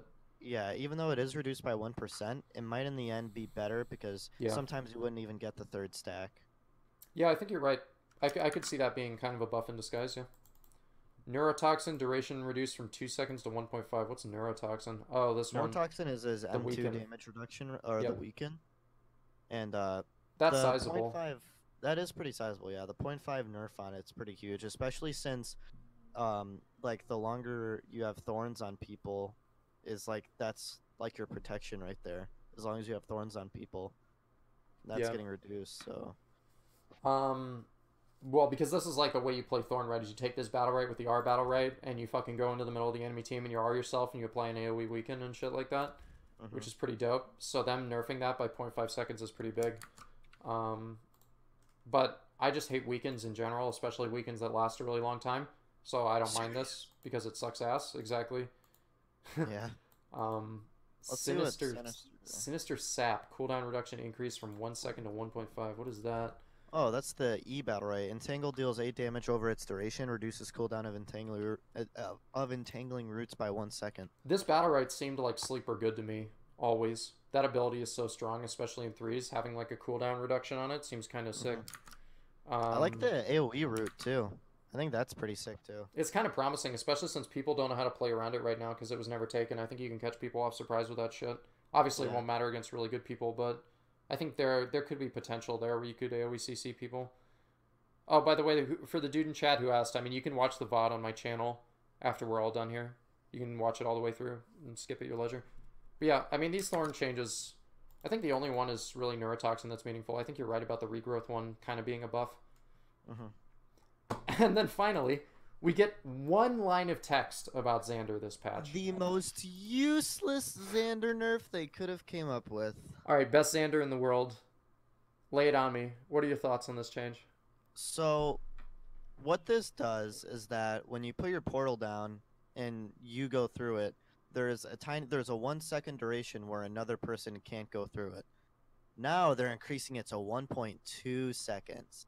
Like an actual good nerf to Xander's portal would be, it takes like 0.2 seconds to actually go inside the portal once you put it down, or maybe like 0.1. It's a pretty short time. Increasing that time for you to go in portal at first would be a pretty good nerf, because that way you can't dodge instant damage. And even now, like it's iffy to dodge instant damage because there is that delay, so you have to get used to it. But if they nerf that, then it would be really difficult. You would almost have to predict what's coming at you, and that would be a good nerf because he's already so OP. But this nerf literally does nothing. Like, he's going to be the same exact character. It's not going to matter about waiting an extra 0.2 seconds for your teammate to, not even you, for your teammate to go into a portal. So it doesn't do anything. So I think instead, because I did see this one when I scrolled over all these changes earlier before we started the stream. Obviously, this is meaningless, right? And obviously, we've been seeing Xander at the highest levels of play picked pretty much consistently. And in Europe, particularly, we saw a lot of Xander versus Xander. And then you obviously have been finding a lot of success with that hero, even though nobody else in NA really has yet. He's clearly very strong, very powerful hero. I was thinking instead we could talk about some things that you think should be nerfed on him. Because this clearly doesn't do it. If you had to recommend, if there's this mythical Stunlock employee who's watching this VOD, who we've been talking about repeatedly through the course of this, if there are some nerfs that you think would be appropriate to Xander, what would you do? So I think most of Xander's base kit is okay. Like the only thing in his base kit that's like overtuned is probably like EX space, and then the portal obviously a little bit. But that's like what are they gonna do to change the portal from not being that way? That's like just the ability. That's what it does. Yeah. But his EX space is insanely good. It's an iframe. It puts a 20% damage buff on them, and you can also get a stacked deck proc off of it, which does like almost 30 burst damage. Yeah. But if they do want to nerf something, the fact that Arcane Catalyst lasts for I don't even know how long it lasts for. Really long. Arcane Catalyst lasts for 4 seconds. Lasts for 4 seconds if you take the Arcane Conductor buff. Which everybody does. It originally lasts for 3 seconds. And it's a 4-second 20% damage buff. If you take Arcane Conductor, it's 13% without it. But Arcane Conductor is literally vital. So, Arcane Conductor could use a nerf. You could reduce the duration, or you could completely take the fact that it increases the duration of Arcane Catalyst out and just keep the 7%. I think that would be fine. Or you could do something about the lead astray Battlerite, the one that inflicts Arcane Catalyst on people with sheep. Yeah. Because sheep is probably the best CC ability in the game. It's you turn them into a sheep, they can't do anything. They can move themselves, but it's very easy to hit them. They're not fast. The hitbox isn't hard to hit, but they're useless with a 20% damage buff on it. You can easily combo off of it, and it's just that's insane. So those two Battlerites are very good, and then I can't tell if it's a troll in chat, but no, Xander has been fine. He did not need the buffs he received last patch. People just hadn't figured out how to play him yet. Xander, yeah, I can't tell if he's trolling or not. I can't tell if that's just bait, but whatever. Go ahead, Bloom. I played Xander before the buffs even happened. Okay, so his EX space, like you mentioned it before. Yeah. If they want to nerf his EX space, take the iframe away. Yep. That'd be a very good nerf, because you would have to choose with using your regular space for the iframe or EX space for the big punish, and that's a really good change because his EX space is extremely strong, but maybe taking that iframe away will, because it's defensive and offensive because it has that iframe. Right. So if you take the iframe away, then maybe it could balance it out a little bit. And then of course Portal is just Portal's just stupid. I think it's fine not to hit Portal. I've always been a fan of a hero has a strength, and you should try and maintain that strength, and instead nerf a lot of the things that build the strength up to be too powerful, right? So I actually don't mind Portal being a very strong ability if you can bring the rest of his kit in line a little bit. So I would feel okay with them not touching Portal too much, because I think you want it to be that very tricky, powerful hard out. You just also don't want a hero that has Portal and insanely effective damage amp and a bunch of iframes and 3 ways to apply the damage amp and burst heal and a cleanse. You know what I mean? I would rather approach it like that. I think also, I agree with you on the EX space change. I think there should be more of a choice if you want to use it, and I actually like the idea of just removing the iframe, having just poof, you shoot a clone forward, that kind of thing for the amplify and the damage. And then I think lead astray's got to go. I think this Arcane Catalyst on sheep thing, that's too good. I think it's just too good. A 20% damage buff for a CC ability that's pretty easy to hit. Yeah.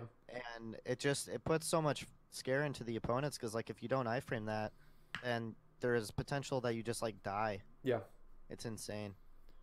But I do agree. I don't want them to nerf the Portal really hard, because I feel like that's Xander's thing in threes. Like that's like Paloma's other side. Like that's why Paloma was so good in threes. And when they nerfed Paloma, they didn't even touch her other side. They kept it as is. But they nerfed her other numbers, and then look at where she is now. So. Yep. And the guy wasn't trolling in chat, by the way. He actually didn't. You didn't think anyone played Xander. Yeah, that's not correct. Xander's been very strong for the entirety of his existence. He was just a little harder for some people to figure out than other characters. Yeah, Jurgen, it is the other side on cocaine. Like it's literally just a better other side. But I I wouldn't be against them doing something against Portal, but I don't want them to do something with the Portal that ruins the ability. Right. Like, if they do change something about Portal, I don't know what they can change about it that doesn't just straight up ruin it, or makes it terrible.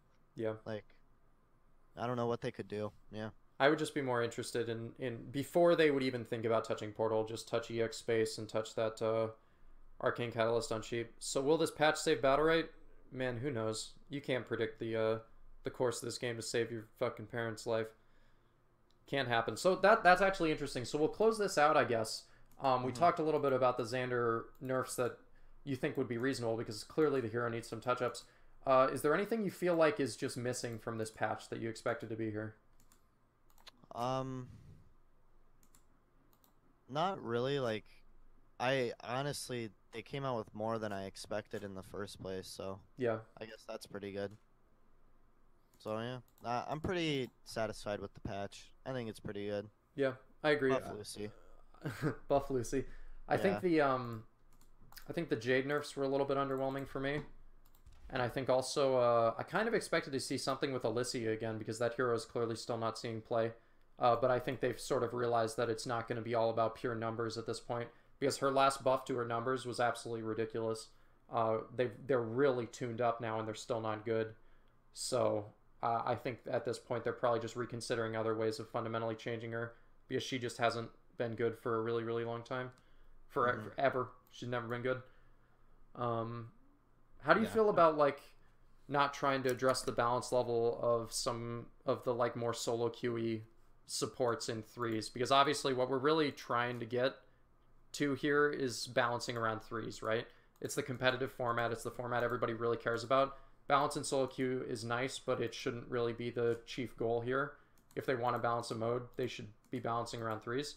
And there are still supports like Blossom and Pearl that outside of, you know, our man's Nuraga and a couple of fringe Blossom players we haven't seen have a whole lot of success in threes, but they're obviously stomping in solo queue pretty much. You can turn your brain off and win with those heroes. Yeah, Casanova. I mean, do you think they're going to try and address that as far as their threes balanced in proportion to their twos balance, or do you have any opinions on that? I don't think they... I think this is how it should always be. If Blossom is crazy OP in twos, but she's like terrible in threes, then I still don't think they should touch her. Yeah. Like, if she's terrible in threes, then there isn't any reason to make her more terrible in threes, which is the mode that actually matters. Right. Like, if Blossom players are only queuing twos, then I guess just play something that's good against Blossom in twos, which is just like rush down stuff. But like against like Pearl, which doesn't really have any bad matchups besides like 1 or 2 in twos. Right. I don't really know. Just like the thing that I'm gonna say is just like never balance around twos. Like even though Blossom and Pearl they tilt me all the time in twos, I still don't want them nerfed just because they're good in twos. Yep. It's a solid takeaway to end this on. So yeah, overall I'm pretty happy with this patch too. Is there anything else you want to add, Bloom, or you want to call it? No, that's pretty much it. I'm satisfied with the patch. I thought they honestly added more than I thought they were going to. I was a bit upset. I was a bit upset when they announced how long the preseason was going to be. Yeah. Because at first I heard the season was coming out like February 14th, and then now it's coming out March 7th. So the time went by pretty fast, but at least it's finally here, and we can all play solo queue again, hopefully, and it won't be such a shit fest. It'd be nice. It'll be nice to actually play Battlerite how it's supposed to be, hopefully. Be sick. I'm hoping we can get up back to like 15,000 concurrent. That'd be awesome. I'd be really happy with 15,000 or even like 10,000. But I don't think we're going to get back up to 20k just yet. But if SLS comes out with a lot of nice content, if they don't just basically leave the scene after they release this March patch, leave for like another 2 months. If they do that, then there isn't really any point in hoping for the game because they have to consistently put out some content. Yeah, I think you're definitely right about that. It's a big takeaway. All right, so we'll call it. I have it up on screen, but Bloom, where can the people find you? Oh, you know, you can find me at Bloom Battlerite. I'm a 16-year-old prodigy, tournament winner, best support in North American region. No one compares to me. I'm actually a god. So, I just add Bloom Battlerite, you know. Just add Bloom Battlerite. It's not a big deal. Battlerite. Wouldn't make a big deal out of it. I'm, of course, Crooks, Wouldn't make toxic, low-value community member, your local English-speaking caster. You can catch me over at the Rivals League broadcast every weekend on Sunday. We do the EU tournament in the morning U.S. time, then the U.S. tournament a little bit later in the day, around 5 p.m. EST. You can catch me there, my good friend in the Flesh casting. If you like this, I kind of want to try and do this every time a major patch comes out. Maybe get a different guest on every single time. Talk about the patch, make some memes, flame chat a little bit. It's been fun. Thank you for tuning in. Everybody who stuck around. The VOD will be available on my channel. I might upload it to YouTube as well. Kind of want to put it on Reddit and collect some downvotes. So we'll see what happens, bro. Hell yeah. Thank you to everybody who stopped by. I think we'll cut the stream there. Any last words, Bloom? No, that's pretty it. Thanks everyone for watching. Cool stuff. All right. See y'all later.